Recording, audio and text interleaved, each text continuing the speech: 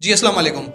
दोस्तों, खबीब नुरमगोमेदोव जो हैं यूएफसी के एक Russian mix art martial art जो चैंपियन रह चुके हैं, इनके साथ एक जहाज़ के अंदर बदसलूकी की गई है और इन्हें जहाज़ से उतार दिया गया है।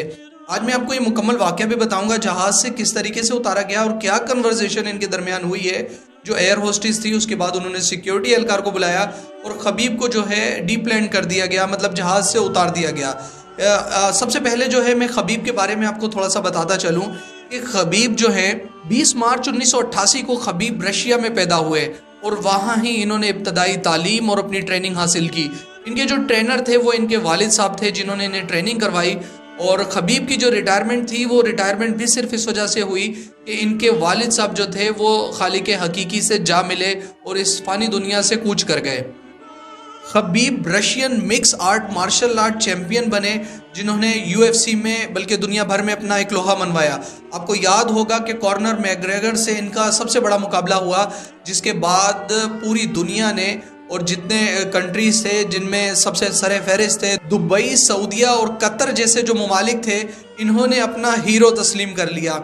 इसके अलावा जब कॉर्नर मैग्रेगर को इन्होंने शिकस्त दी तो प्यूटन ने इन्हें डायरेक्ट कॉल की, तो सदर ने इन्हें जो है इनकी एक खास दावत की, जिनमें इनके वालिद साहब और खबीब खुद उसमें थे और इनके छोटे भाई जो इस्लाम जिनका नाम है, तो उन्हें भी बुलाया गया। इनकी एक दावत की गई और $20 मिलियन जो हैं उसके अलग अलग तहाइफ दिए गए, कुछ गाड़ियां इनाम में दी गई और कुछ जो है इनको रिहाइश के लिए जगह दी गई। खबीब अप्रैल 2018 से लेके मार्च 2021 तक चैंपियन रहे, लाइट वेट चैंपियन यूएफसी के।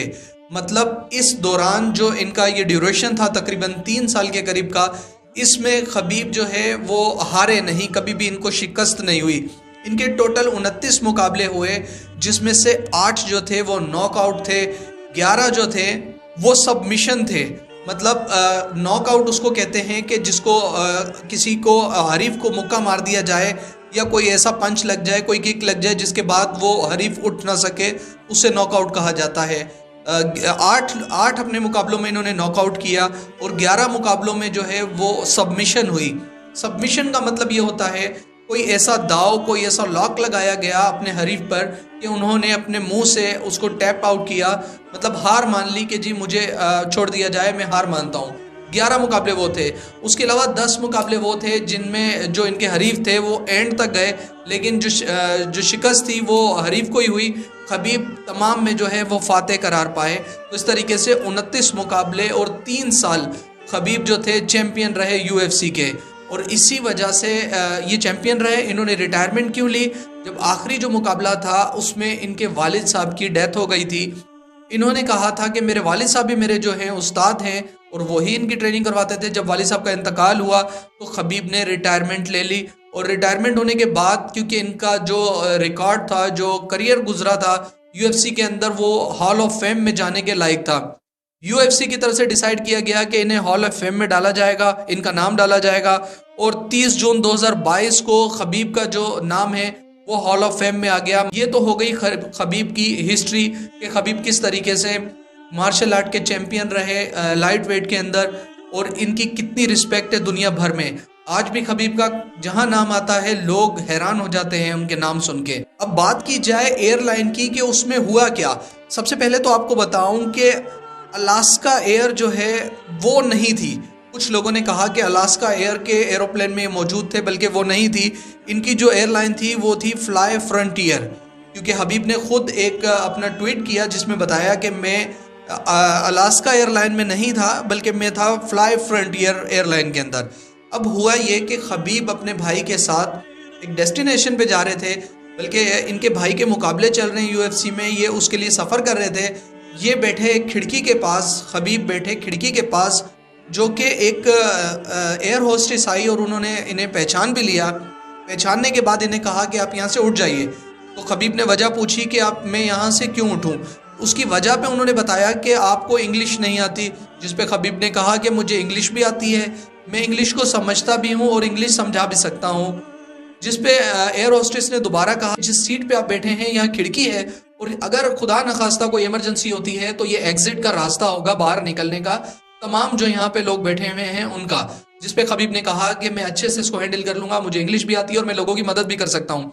जिस पे एयर होस्टेस बहुत ज़्यादा गुस्से में आ गई और कहा कि आपको यहाँ से उठना ही पड़ेगा, या तो आप यहाँ से उठ जाएं या आप जहाज़ से निकल जाएं। जिस पे खबीब ने कहा मैं यहाँ से नहीं उठूंगा और मैं इधर उधर भी नहीं जाऊंगा, आगे पीछे भी नहीं बैठूंगा, क्योंकि मुझे इंग्लिश भी आती है और मैं लोगों की मदद भी कर सकता हूँ। अगर आपको कोई और मसला है तो आप बताएं। एयर होस्टेस ने इंतहाई एक गलत हरकत की। उन्होंने एयर होस्टेस ने बुला लिया सिक्योरिटी को बुलाया तो खबीब जो है एक पावरफुल शख्सियत है, लेकिन उन्होंने बहुत काम और रिलैक्स होके उनसे बात की और बात करने के बाद सिक्योरिटी ने कहा कि आप यहाँ से उतर जाएं। तो खबीब को वहाँ से उतार दिया गया। तकरीबन 1 से 1.5 घंटे के बाद नेक्स्ट फ्लाइट में जो खबीब है वापस अपनी डेस्टिनेशन पे पहुंच गए। लेकिन इतने बड़े सुपरस्टार के साथ जो सलूक किया गया, उसके बाद खबीब ने एक ट्वीट भी की। मैं आपको वो ट्वीट भी पढ़ के सुनाता हूँ, उसका मतलब भी बताता हूँ। तो ये एक इंतहाई शर्मनाक बात थी, इतने बड़े स्टार को, दुनिया के जो स्टार हैं उन्हें इस तरीके से उतार दिया गया। और नेक्स्ट फ्लाइट थी, उससे वो दोबारा अपनी डेस्टिनेशन पे पहुंच गए, लेकिन ये एक इंतहाई गलत हरकत थी। अब सबसे पहले खबीब की ट्वीट पे आते हैं। तो खबीब ने सबसे पहले कहा, first of all I need to clarify that I was at Fly Frontier not Alaska Air. उसके बाद खबीब दोबारा आगे कहते हैं, ये बता रहे हैं कि मैं फ्लाई फ्रंटियर एयर जो जहाज़ था उसके अंदर था, उनकी एक जहाज़ में था, मैं अलास्का एयरलाइन में नहीं था, क्योंकि लोगों ने बहुत ज़्यादा इसमें बातें बनाई थी, तो ये क्लियर हो गया। दूसरे नंबर पर उन्होंने आगे खबीब ने कहा है कि lady who comes to me with questions was very rude, और वो शुरू से यही चाह रही थी कि मेरे साथ बदसलूकी की जाए। फिर इन्होंने कहा कि I speak very decent English and can understand everything, agree to assist. वही बात जो मैंने आपको बताई थी कि मैंने ये मान लिया, मैंने कहा कि मुझे इंग्लिश भी आती है, मैं लोगों को भी समझा दूंगा, और अगर कोई मसला हुआ तो यहाँ से मैं उन्हें निकाल भी दूंगा। उसके बाद वो बार बार इंसिस्ट करने लगी कि आप अपनी सीट को रिमूव करें, वो जिस पे इन्होंने मना कर दिया। फिर आगे हबीब कहते हैं, what was the base of for that, मतलब इसकी वजह क्या हो सकती थी। रेशियल का मतलब होता है नस्ली का मतलब यह है कि ये रशिया से हैं इस वजह से, या कोई खास जबान से हैं इस वजह से मुझे निकाला गया। नेशनल, वही बात आ गई कि वो रशिया के हैं, नेशनलिटी की वजह से निकाला गया, या कुछ और अदर वन। वो कहते हैं कि मुझे नहीं पता, आई एम नॉट श्योर, कि मुझे नहीं पता इनमें से किस वजह से निकाला गया, लेकिन ये बहुत गलत हरकत मेरे साथ की गई है।